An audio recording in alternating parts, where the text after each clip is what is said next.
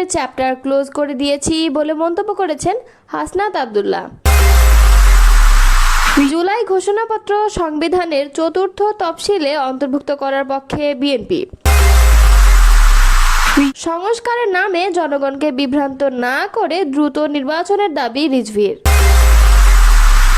PR পদ্ধতি নিয়ে মুখোমুখি অবস্থান উদ্বেগজনক মন্তব্য করেছেন মামুনুল হক। এতক্ষণ শুনছিলেন সংবাদ শিরোনাম, এবারে বিস্তারিত।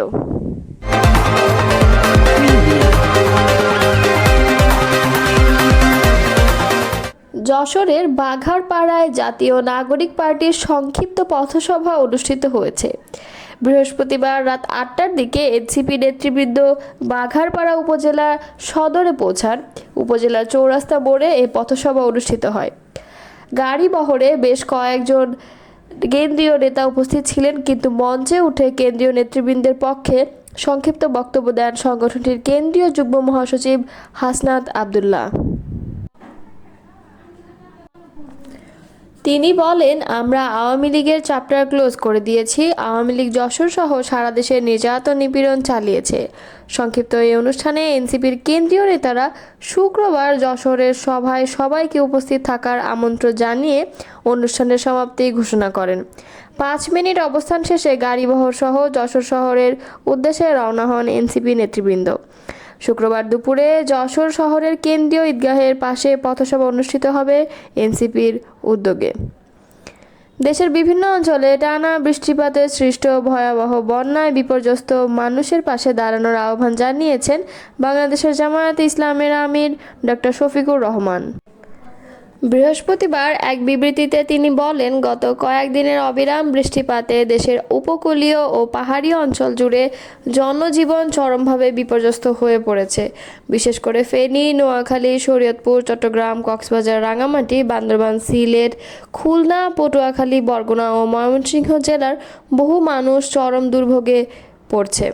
নৌকা না থাকায় গ্রামের অসংখ্য পরিবার গৃহবন্দী হয়ে পড়েছে। শিশু, নারী, বৃদ্ধ সহ সব বয়সের মানুষ পানিতে হাবুডুবু খাচ্ছে। বসতবাড়ি, রাস্তাঘাট ও কৃষিজমি প্লাবিত হয়েছে। বিদ্যুৎ ও যোগাযোগ ব্যবস্থা অনেক স্থানে বন্ধ হয়ে গেছে। তিনি আরও বলেন, পানি বৃদ্ধির সঙ্গে সঙ্গে হাঁস, মুরগি ও গবাদি পশুর প্রাণ রক্ষা এখন চ্যালেঞ্জ হয়ে দাঁড়িয়েছে। বিএনপি জাতীয় ঐক্যমত্য প্রতিষ্ঠিত হলে 2024 সালে জুলাই মাসের গণ অভ্যুত্থান তথা জুলাই ঘোষণাপত্রকে সংবিধানের চতুর্থ তফসিলে অন্তর্ভুক্ত করার ইঙ্গিত দিয়েছে বিএনপি। বৃহস্পতিবার জাতীয় ঐক্যমত্য কমিশন ও রাজনৈতিক দলগুলোর মধ্যে অনুষ্ঠিত দিনব্যাপী সংলাপ শেষে এ তথ্য জানান বিএনপি স্থায়ী কমিটির সদস্য সালাউদ্দিন আহমেদ। তিনি বলেন, আমরা জুলাইয়ের গণঅভ্যুত্থানের তাৎপর্য স্বীকার করি এবং এটিকে জাতীয় ইতিহাসে তার যথার্থ স্থান দেওয়ার পক্ষে প্রতিশ্রুতিবদ্ধ। প্রশ্ন হলো, কিভাবে তা উপযুক্ত সাংবিধানিক প্রক্রিয়ার মাধ্যমে করা যায়। এ সময় তিনি উল্লেখ করেন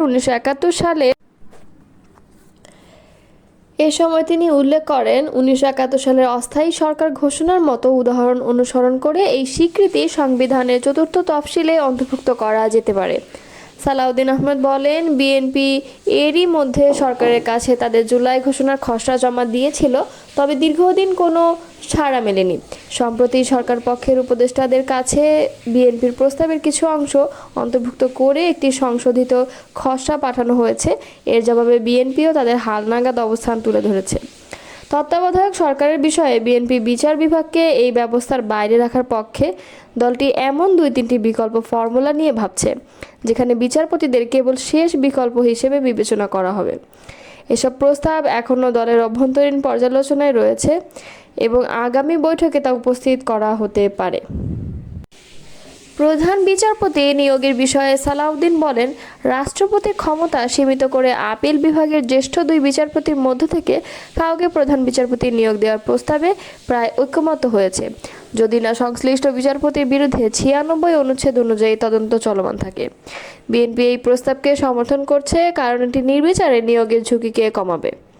জরুরি অবস্থা সংক্রান্ত বিধান নিয়ে তিনি বলেন, 141 খ এবং 141 গ অনুচ্ছেদ সংস্কারের ব্যাপারে রাজনৈতিক দলগুলোর মধ্যে ব্যাপক ঐকমত্য হয়েছে যেন এই ক্ষমতা রাজনৈতিক উদ্দেশ্যে ব্যবহার করা না যায়।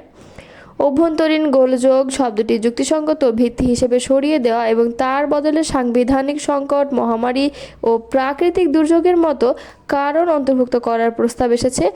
আরও একটি প্রস্তাব হলো প্রধানমন্ত্রী এককভাবে নয় বরং পূর্ণ মন্ত্রিসভার অনুমোদনের মাধ্যমে জরুরি অবস্থা জারির বিধান নিশ্চিত করা।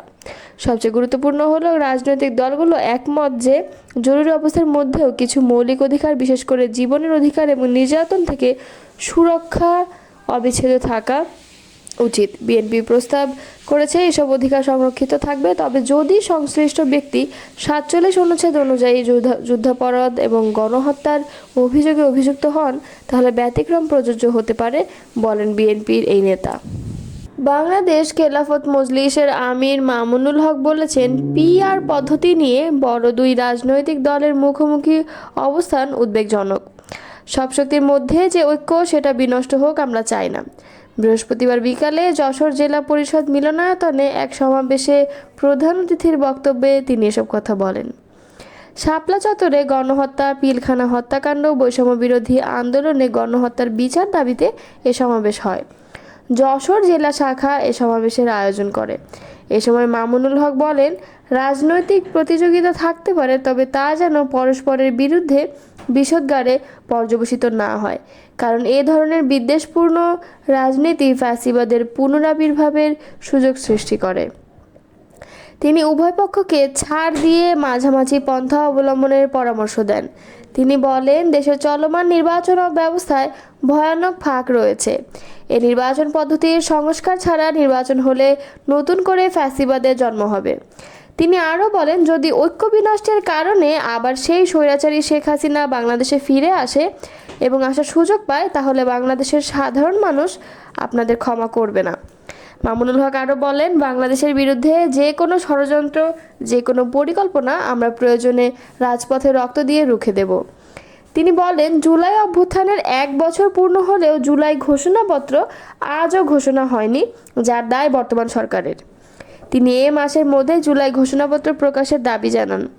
বাংলাদেশ খেলাফত মজলিসের যশোর জেলা সভাপতি আব্দুল মান্নানের সভাপতিত্বে সমাবেশে যুগ্ম মহাসচিব আতাউল্লাহ আমিন, সাংগঠনিক সম্পাদক নিয়ামতুল্লাহ এবং প্রশিক্ষণ সম্পাদক জহিরুল ইসলাম প্রমুখ বক্তব্য দেন।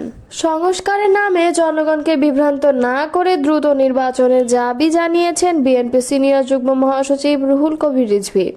শুক্রবার সকালে রাজধানীর নয়াপল্টনে দলের কেন্দ্রীয় কার্যালয়ের সামনে এক দোয়া মাহফিলে এসব কথা জানান তিনি। রিজভী বলেন, এখনও ফ্যাসিবাদের দোসররা রাষ্ট্রের গুরুত্বপূর্ণ দায়িত্বে রয়েছেন, যারা সুযোগ পেলেই আবারও ফুঁসে উঠবে। এসব দোসরদের বিচারে অন্তর্বর্তী সরকারকে দ্রুতই কার্যকর ব্যবস্থা নেওয়ার আহ্বান জানান তিনি। দেশের অর্থনৈতিক অবস্থার কথা উল্লেখ করে তিনি গার্মেন্টস ও কলকারখানা চালু রাখতে প্রয়োজনীয় ব্যবস্থা নিতে